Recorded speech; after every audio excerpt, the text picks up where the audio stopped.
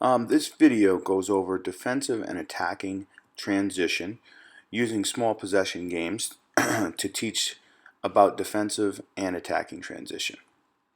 So the first setup is one team, in the red in this case, is pressuring the ball, so it's 4 versus 8.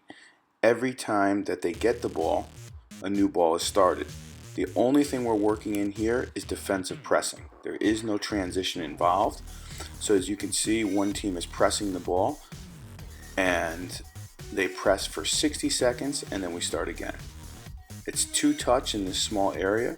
As you can tell, the blue team is the team that is pressing the ball in this video clip, and they work the ball 2 touch, the orange and the yellow team together. So there is no transition. We start this session by just demonstrating defensive pressing.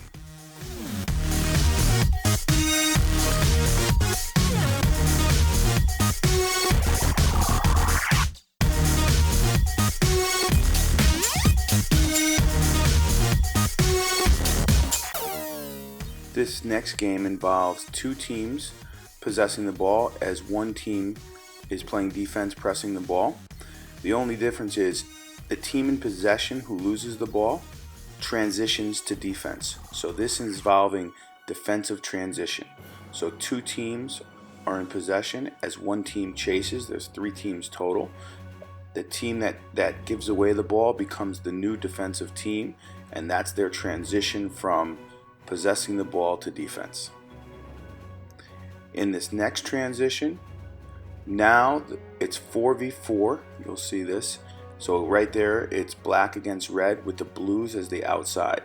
As soon as they win the ball, you'll see they make 3 passes, and after the 3rd pass, they can transition with a direction. So after 3 passes, it's attacking transition, as you can see with a direction. They play forward into the next grid. So after 3 passes, again you can see it's orange against yellow.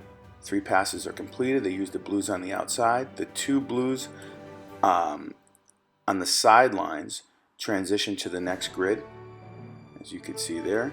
The end line blue players stay always on the end line.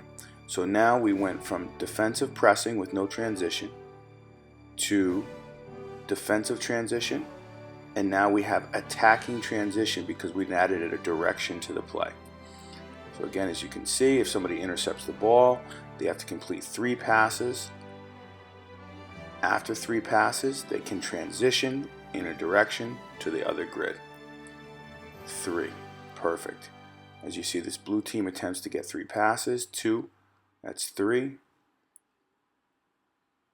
Yellow stole the ball. That's 1, 2. No good. And they'll start again in this other grid. Blue has the ball. That's 3 passes right there. There's transition. Excellent. Everybody has to get into the other grid, and we transition again into the other grid. Good.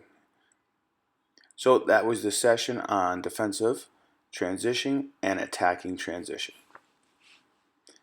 So to conclude with this training session, you would use goalkeepers and goals and go to like a 99. There's any number of exercises you can go to, but you would eventually work in defensive transition and attacking transition into a game realistic with goals and goalkeepers. Now there's 4 phases in the game, which is defensive organization, defensive transition, attacking organization, and attacking transition.